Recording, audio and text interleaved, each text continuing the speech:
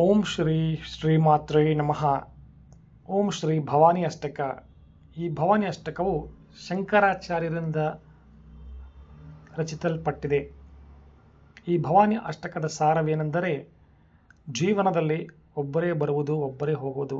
ಆದರೆ ಮಾತೆ, ನಿನ್ನನ್ನೇ ನಂಬಿ ನಾನು ನಿನ್ನ ಪಾದಕ್ಕೆ ಶರಣಾಗಿ ಬಂದಿದ್ದೇನೆ, ನನ್ನನ್ನು ರಕ್ಷಿಸು ಅಂತ ಇದರ ಅರ್ಥ.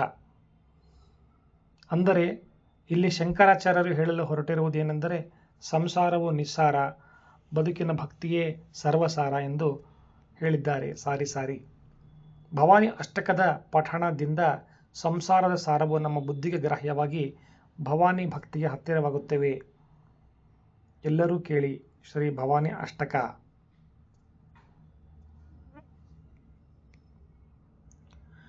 ನ ತಾತೋ ನ ಮಾತಾ ನ ಬಂಧುರ್ನ ದಾತಾ ನ ಪುತ್ರೋ ನ ಪುತ್ರಿ ನ ಭರ್ತೃ ನ ಭರ್ತಾ ನ ಜಾಯಾ ನ ವಿದ್ಯಾ ನ ವೃತ್ತಿರ್ಮಮೈವ ಗತಿಸ್ತ್ವಂ ಗತಿಸ್ತ್ವಂ ತ್ವಮೇಕಾ ಭವಾನಿ ಗತಿಸ್ತ್ವಂ ಗತಿಸ್ತ್ವಂ ತ್ವಮೇಕಾ ಭವಾನಿ. ಭವಾದ್ಭಾವ ಪಾರೆ ಮಹಾದುಃಖ ಭೀರು ಪಪಾತ ಪ್ರಕಾಮಿ ಪ್ರಲೋಭಿ ಪ್ರಮತ್ತ ಕುಸಂಸಾರ ಪಾಶ ಪ್ರಬದ್ಧ ಸದಾಹಂ ಗತಿಸ್ತ್ವಂ ಗತಿಸ್ತ್ವಂ ತಮೇಕಾ ಭವಾನಿ ಗತಿಸ್ತ್ವಂ ಗತಿಸ್ತ್ವಂ ತಮೇಕಾ ಭವಾನಿ. ನ ಜಾನಾಮಿ ದಾನಂ ನ ಚ ಧ್ಯಾನಯೋಗಂ ನ ಜಾನಾಮಿ ತಂತ್ರಂ ನ ಚ ಸ್ತೋತ್ರಮಂತ್ರಂ ನ ಜಾನಾಮಿ ಪೂಜಾಂ ನ ಚಾನ್ಯಾಸಯೋಗಂ ಗತಿಸ್ತ್ವಂ ಗತಿಸ್ತ್ವಂ ತ್ವಮೇಕಾ ಭವಾನಿ ಗತಿಸ್ತ್ವಂ ಗತಿಸ್ತ್ವಂ ತ್ವಮೇಕಾ ಭವಾನಿ.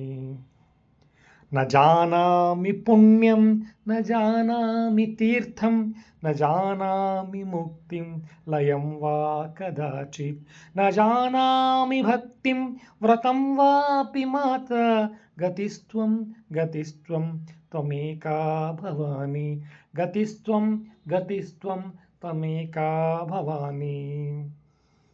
ಕುಕರ್ಮಿ ಕುಸಂಗಿ ಕುಬುದ್ಧಿ ಕುದಾಸ ಕುಲಾಚಾರಹೀನ ಕದಾಚಾರಲೀನ ಕುದೃಷ್ಟಿ ಕುವಾಕ್ಯ ಪ್ರಬಂಧ ಸದಾಹಂ ಗತಿಸ್ತ್ವಂ ಗತಿಸ್ತ್ವಂ ತ್ವಮೇಕಾ ಭವಾನಿ ಗತಿಸ್ತ್ವಂ ಗತಿಸ್ತ್ವಂ ತ್ವಮೇಕಾ ಭವಾನಿ. ಪ್ರಜೇಶಂ ರಮೇಶಂ ಮಹೇಶಂ ಸುರೇಶಂ ದಿನೇಶಂ ನಿಶೇಷಂ ವಕರಾಚಿತ್ ನ ಜಾನಾಮಿ ಚಾನ್ಯತ್ ಸದಾಹಂ ಶರಣ್ಯೇ ಗತಿಸ್ತ್ವಂ ಗತಿಸ್ತ್ವಂ ತ್ವಮಾಕೆ ಭವಾನಿ ಗತಿಸ್ತ್ವಂ ಗತಿಸ್ತ್ವಂ ತ್ವಮೇಕಾ ಭವಾನಿ.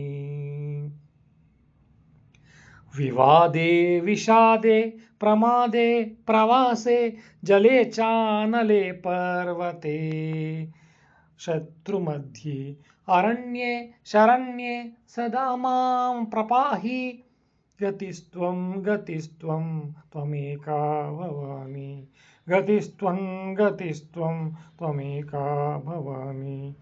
ಅನಾಥೋ ದರಿದ್ರೋ ಜರಾರೋಗಯುಕ್ತೋ ಮಹಾಕ್ಷೀಣದೀನ ಸದಾ ಜಾಡ್ಯವಕ್ತ್ರ ವಿಪತ್ತೌ ಪ್ರವಿಷ್ಟಃ ಪ್ರಣಷ್ಟಃ ಸದಾಹಂ ಗತಿಸ್ತ್ವಂ ಗತಿಸ್ತ್ವಂ ತ್ವಮೇಕಾ ಭವಾನಿ ಗತಿಸ್ತ್ವಂ ಗತಿಸ್ತ್ವಂ ತ್ವಮೇಕಾ ಭವಾನಿ. ಇತಿ ಶ್ರೀಮದಾದಿಶಂಕರಾಚಾರ್ಯವಿರಚಿತಂ ಭವಾನಿ ಅಷ್ಟಕಂ ಸಂಪೂರ್ಣಂ. ಭವಾನಿ ಅಷ್ಟಕಂ ಪಠೇತ್ ನಿತ್ಯಂ ಸರ್ವಕಾಮನವಾಪ್ನುಯಾತ್ ಸರ್ವದರಿದ್ರನಾಶನಂ. ಸರ್ವೇ ಲೋಕಾ ಸುಖಿನೋ ಭವಂತು.